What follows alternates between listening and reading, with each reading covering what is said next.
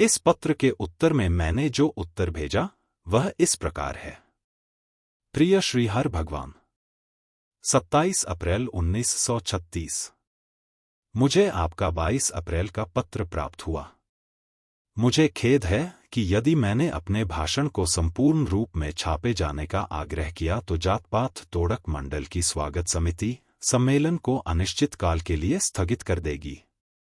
इसके उत्तर में मैं सूचित करना चाहता हूं कि यदि मंडल मेरे भाषण में अपनी परिस्थितियों के अनुकूल काटछांट करने पर जोर देगा तो मैं भी सम्मेलन को रद्द कराना चाहूंगा। मैं अस्पष्ट शब्दों का प्रयोग करना पसंद नहीं करता। आप मेरे इस निर्णय को पसंद नहीं करेंगे, किंतु मैं सम्मेलन की अध्यक्षता करने के सम्मान की खातिर उस आज़ादी का परित्याग नहीं कर सकता जो प्रत्येक अध्यक्ष को अपने भाषण को तैयार करने में मिलनी चाहिए। मैं मंडल को खुश करने के लिए अपने उस कर्तव्य को भी तिलांजलि नहीं दे सकता जो किसी सम्मेलन की अध्यक्षता करने वाले व्यक्ति को सही और उचित मार्गदर्शन करने के लिए प्राप्त होती है। यह एक सिद्धांत का प्रश्न है और मैं महसूस करता हूं कि मुझे किसी भी प्रकार से इससे समझौता नहीं करना चाहिए। स्वागत समिति ने जो निर्णय लिया है, मैं उसके औचित्य के बारे में किसी विवाद में नहीं पड़ता चाहता था, किंतु चूंकि आपने ऐसे कुछ कारण दिए हैं जिनसे मुझ पर दोष आरोपित होता है, इसलिए मैं उनका उत्तर देने के लिए बाध्य हूं। सर्वप्रथम मुझे उस धारणा को दूर कर देना चाहिए कि भाषण के उस अंश में व्यक्त विचार जिन पर समिति ने आपत्ति की है, मंडल के सामने अचानक ही उपस्थित हुए हैं। मुझे विश्वास है कि श्री संत राम इस बात की पुष्टि करेंगे। मेरा कहना है कि उनके एक पत्र के उत्तर में मैंने कहा था कि जाति प्रथा को तोड़ने का वास्तविक तरीका अंतर्जातीय भोज और अंतर्जातीय विवाह नहीं है, बल्कि उन धार्मिक धारणाओं को नष्ट करना है जिन पर जाति प्रथा की नींव रखी गई है, और श्री संत राम ने इसके प्रत्युत्तर में मुझसे उस बात को स्पष्ट करने को कहा था और माना था कि यह एक नवीन दृष्टिकोण है। श्री संत राम के इस अनुरोध के उत्तर में मैंने सोचा कि उनको लिखे गए अपने पत्र के एक वाक्य में जो बात मैंने कही थी उसे अपने भाषण में विस्तार से समझा देना चाहिए।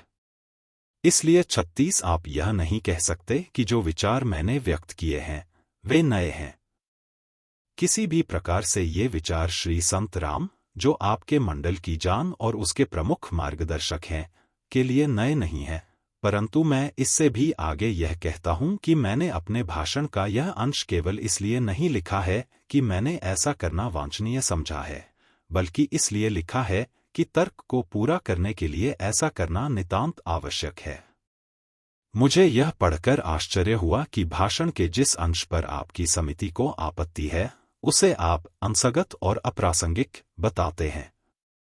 मैं बताना चाहता हूं कि मैं एक वकील हूं और प्रासंगिकता के नियमों को उतनी अच्छी तरह जानता हूं जितना आपकी समिति का कोई सदस्य जानता है।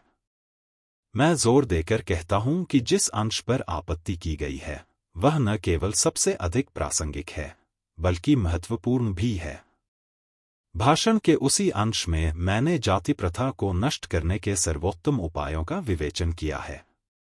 यह हो सकता है कि मैं जाति प्रथा को नष्ट करने के सर्वोत्तम उपाय के रूप में जिस निष्कर्ष पर पहुंचा हूं वह चौंकाने वाला और कष्टकारी हो। आपको यह कहने का अधिकार है कि मेरा विश्लेषण गलत है, किंतु आप यह नहीं कह सकते कि जाति प्रथा की समस्या से संबंधित किसी भाषण में मुझे इस बात की छूट नहीं है कि मैं इस मुद्दे पर विचार करूं कि जाति प्रथा को कैसे नष्ट किया जा सकता है। आपकी अन्य शिकायत भाषण की लंबाई को लेकर है। मैंने स्वयं भाषण में ही इस आरोप के दोष को स्वीकार किया है, किंतु इसके लिए वास्तविक जिम्मेदार कौन है?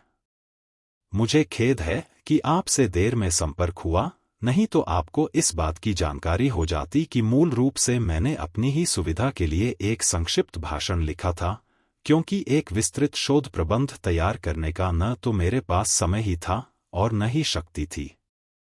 मंडल ने ही मुझसे इस विषय पर विस्तार से प्रकाश डालने का अनुरोध किया था और मंडल ने ही जाति प्रथा के संबंध में प्रश्नों की एक सूची मुझे दी थी तथा मुझसे अनुरोध किया था कि मैं अपने भाषण में इनका उत्तर दूं, क्योंकि प्रायः इन्हीं प्रश्नों को मंडल तथा उसके विरोधियों के बीच विवाद में उठाया जाता है और मंडल को इनका संतोषजनक उत्तर देने में कठिनाई होती है।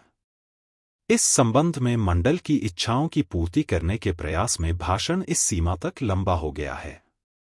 जो कुछ मैंने कहा है उसे देखते हुए मुझे विश्वास है कि आप इस बात से सहमत होंगे कि भाषण के लंबा होने का दोष मेरा नहीं है।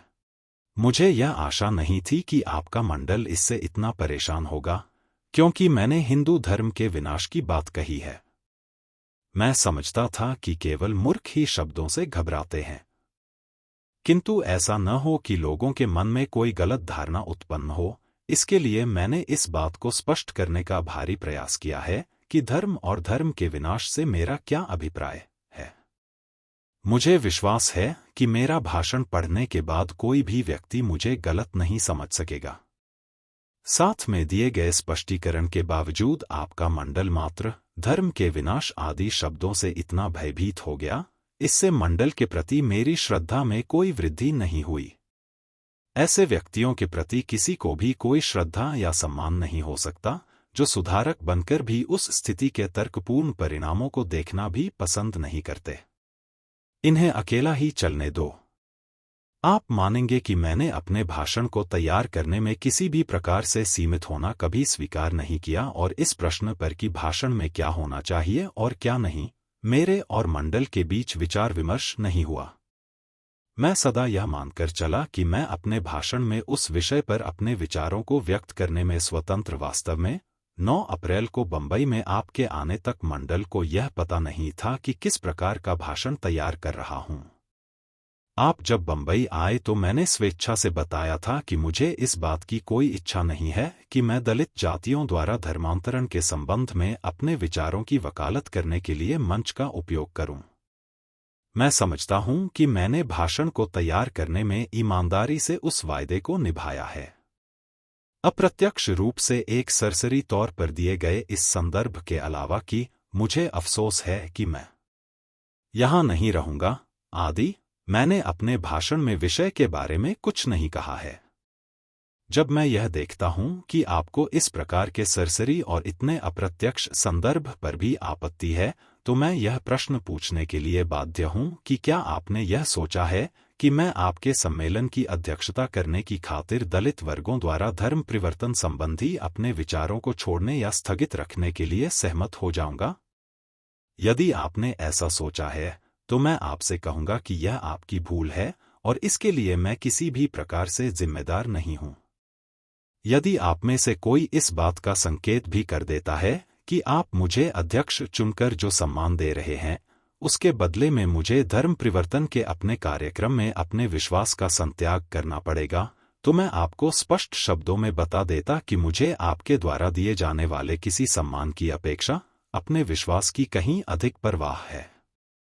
आपके 14 तारीख के पत्र के बाद आपका यह पत्र मेरे लिए एक आश्चर्य है।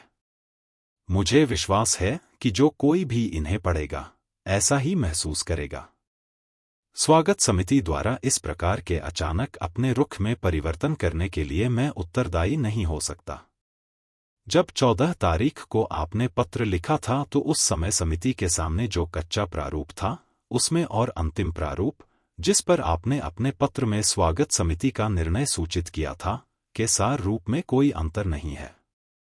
आप अंतिम प्रारूप में एक भी ऐसा नया विचार नहीं बता सकते जो पहले वाले प्रारूप में न हो। वे ही समान विचार हैं। अंतर केवल यह है कि उन्हें अंतिम प्रारूप में अधिक विस्तार के साथ रखा गया है। यदि भाषण में कोई आपत्तिजनक बात थी तो आप उसे 14 तारीख को बता सकते थे, किंतु आपने ऐसा नहीं किया। उल्टे आपने मुझसे 1000 प्रतियां छपवाने के लिए कहा और यह बात मुझ पर छोड़ दी कि मैं आपके द्वारा सुझाए गए मौलिक परिवर्तनों को स्वीकार करूं या न करूं। तदनुसार मैंने 1000 प्रतियां छपवा लीं, जो अब मेरे पास पड़ी हैं।